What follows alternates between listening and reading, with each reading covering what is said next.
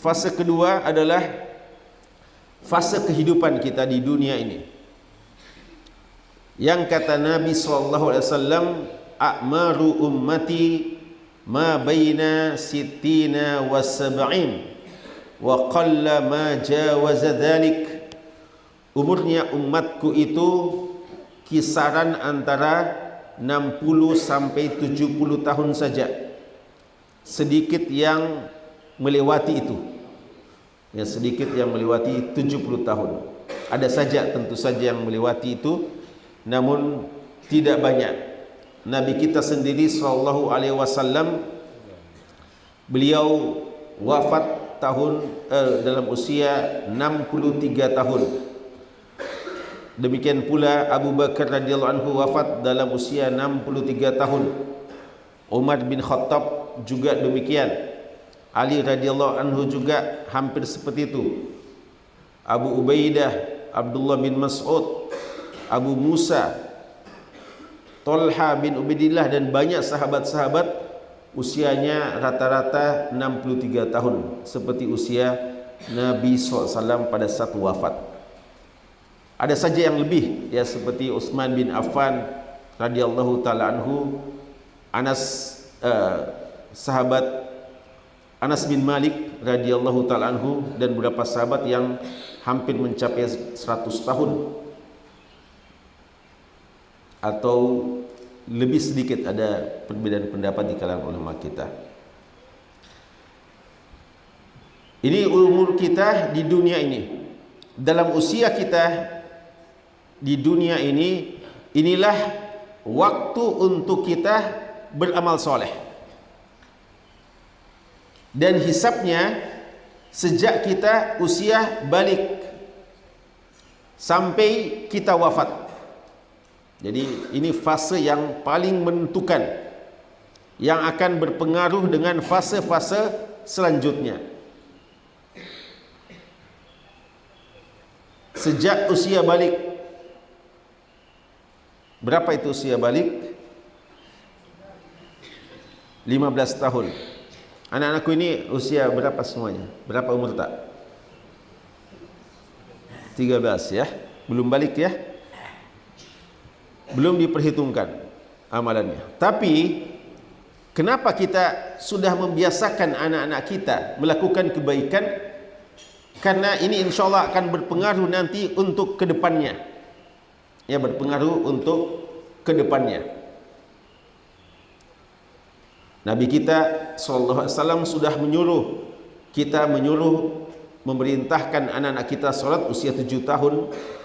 Kalau belum sholat sampai usia 10 tahun, disuruh untuk dipukul dengan pukulan yang mendidik, lalu diatur bagaimana di kasurnya. Lalu ada beberapa didikan-didikan yang lain yang diajarkan oleh Nabi kita sallallahu alaihi wasallam, menunjukkan bahwa anak kecil itu memang sudah perlu dididik sejak awal, didoakan banyak, di isti'adzah, dimohon kepada Allah perlindungan dari gangguan syaitan dan seterusnya. Tapi hisabnya sejak 15 tahun sampai nanti meninggal dunia. Maka sangat beruntung ketika ada di antara kita yang sejak usia balik telah mendapatkan hidayah untuk menjadi anak yang soleh sampai wafatnya.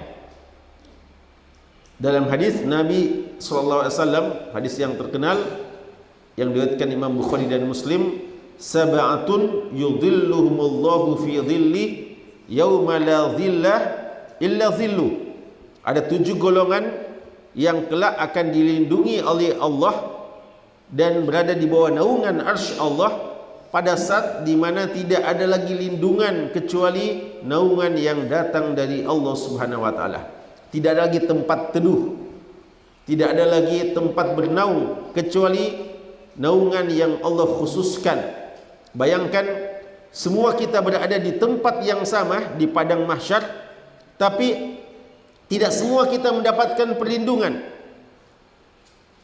Banyak, umumnya orang pada kepanasan, umumnya semua orang pada keringatan, bahkan tidak sedikit yang banjir keringat, tapi ada di antara hamba-hamba Allah bisa dengan sabarnya menanti keputusan Allah di padang mahsyar. Apa sebabnya?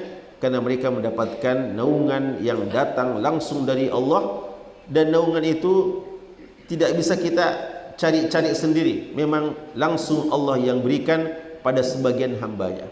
Salah satu di antara mereka adalah syabun nasya'a fi ibadatillah, anak muda yang sejak usia mudanya selalu beribadah kepada Allah sampai meninggalnya.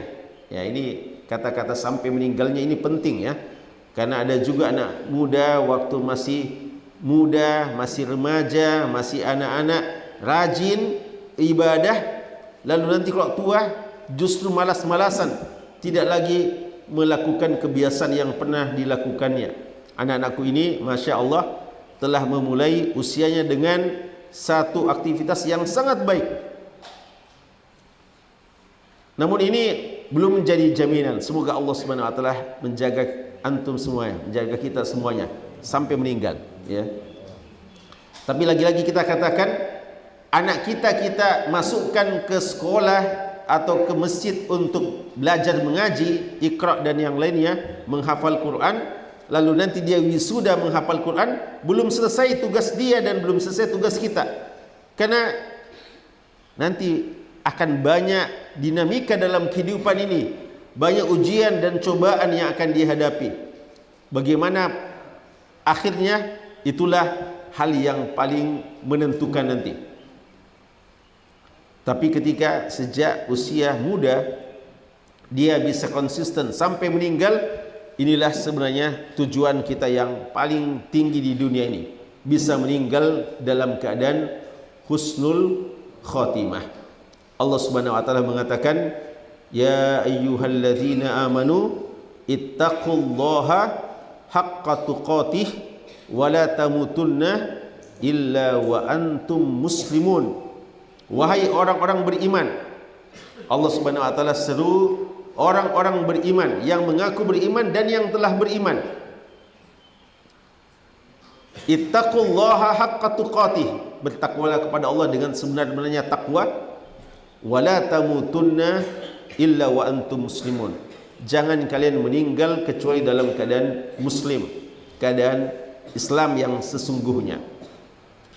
Dan Nabi kita SAW mengatakan, innamal a'malu bil khawatim, sesungguhnya amalan itu tergantung apa?